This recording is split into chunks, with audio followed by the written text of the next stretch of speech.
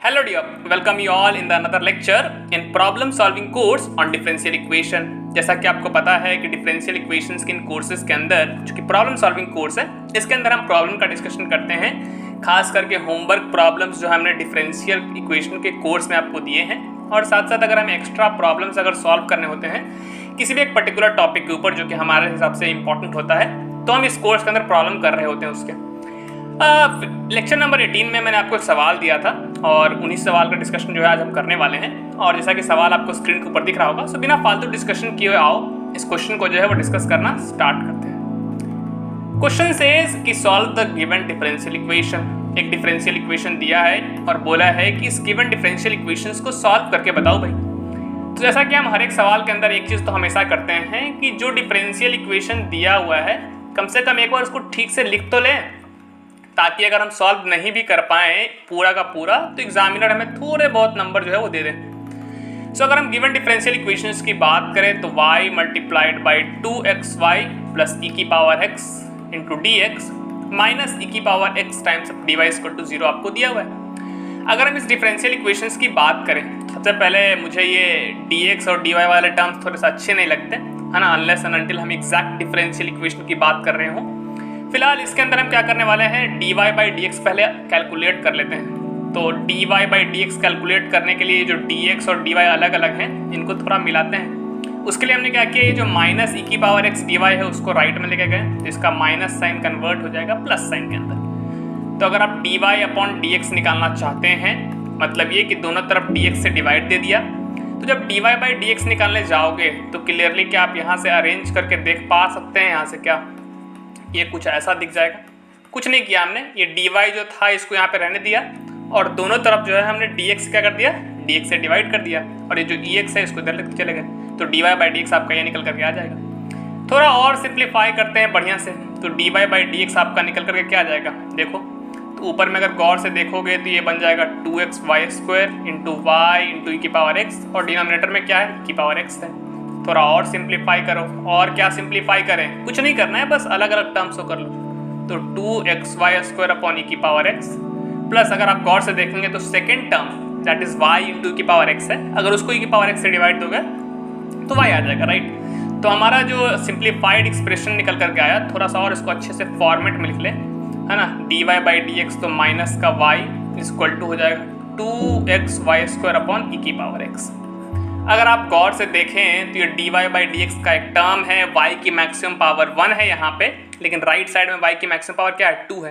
तो अगर ये y² राइट में नहीं होता तो ये हमारा गिवन डिफरेंशियल इक्वेशन होता क्या, होता ये लीनियर डिफरेंशियल इक्वेशन, लेकिन इस y² ने आके काम खराब कर दिया। तो हमने बर्नौलिस के अंदर पढ़ा है कि जब भी ऐसा दिखे कि राइट साइड में y की पावर कुछ हो और उसके कारण से लीनियर डिफरेंशियल इक्वेशन का फॉर्मेट खराब हो रहा हो, तो आप दोनों तरफ है ना y की उस पावर से डिवाइड कर दें, राइट।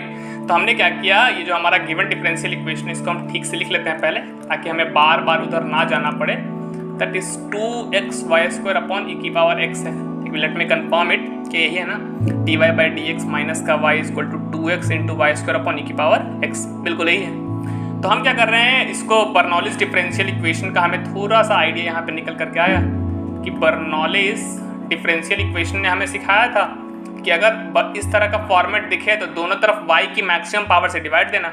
तो हम क्या कर रहे हैं, दोनों तरफ y² से डिवाइड दे रहे हैं, dividing both side by y²। अगर दोनों तरफ y² से डिवाइड दोगे तो ये बन जाएगा 1 upon y² times of dy by d x, और ये हो जाएगा माइनस का 1 by y is equal to 2x upon e की पावर x हो जाएगा।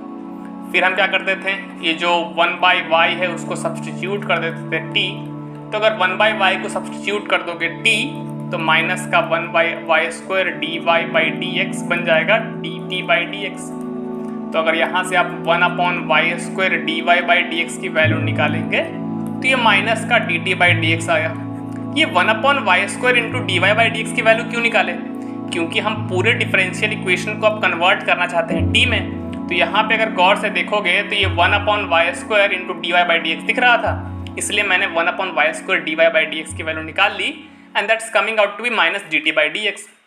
तो अगर हम वैल्यूज़ रखते हैं उस डिफरेंशियल इक्वेशन के अंदर तो ये बन जाएगा माइनस का dt by d x, 1/y को चूंकि पुट किया है t, तो ये माइनस का t बन जाएगा एंड द राइट साइड के अंदर 2x अपॉन e की पावर x, -1 से दोनों तरफ मल्टीप्लाई कर दो, तो ये बन जाएगा dt by d x plus का t इक्वल टू माइनस का 2x अपॉन e की पावर x। अगर आप गौर से देख पाएँ, ठीक है ना, तो dt बाई डी एक्स है, t की मैक्सिमम पावर 1 है और राइट साइड में केवल और केवल x का फंक्शन है। तो क्लियरली अगर आप गौर से देख पाएँ तो जो पहले लीनियर डिफरेंशियल इक्वेशन नहीं दिख रहा था y के अंदर, एक्चुअली में अब आपको दिख रहा होगा कि लीनियर डिफरेंशियल इक्वेशन है in variable what, in variable t। तो t के अंदर ही आपको लीनियर डिफरेंशियल इक्वेशन दिख रहा होगा, dt by d x plus का t और राइट साइड में एक function of x।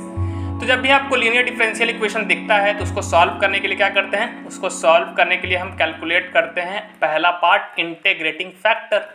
Integrating factor कैसे निकालते थे, तो e की पावर में इंटीग्रेशन ऑफ px dx है ना, और ये px क्या होता था, तो जो ये अपना t दिख रहा है इसका कोफिशिएंट px और राइट साइड में जो फंक्शन होता था वो होता था qx।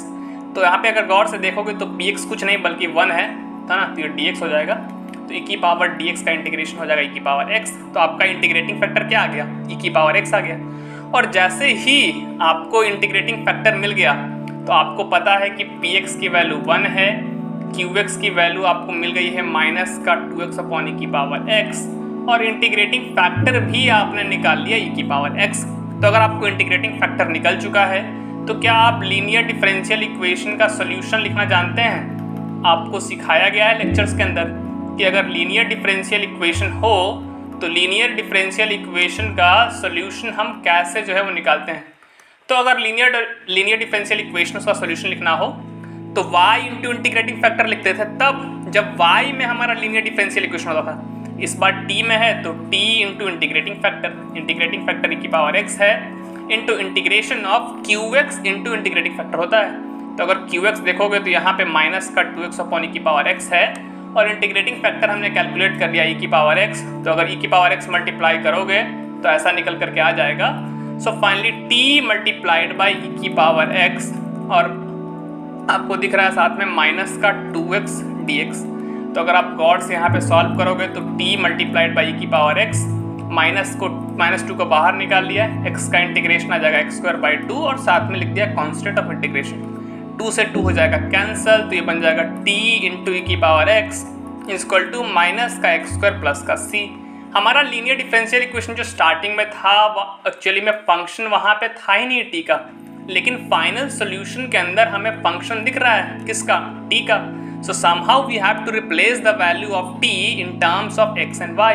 और ये कहाँ से कर पाएंगे, तो सब्स्टिट्यूशन जो हमने किया था वहाँ से कर पाएंगे। हमने 1/y को माना था t, तो हम यहाँ से 1/t को रिप्लेस कर सकते हैं क्या, y से।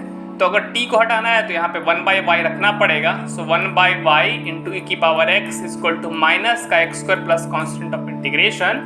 तो अगर आप गौर से देखेंगे तो ये बन जाएगा e की power x upon y equal to minus का x² plus constant of integration.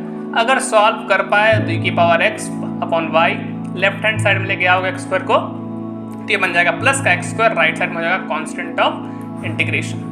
तो this is the required solution of given differential equation जो हमने आपको एज होमवर्क के तौर पे दिया होगा। जितने भी बाकी होमवर्क प्रॉब्लम्स है दे ऑल वुड बी, है ना, solution of those all questions would be uploaded in this particular course. So stay tuned with the channel for upcoming updates. Till then, keep learning and stay happy, buddy.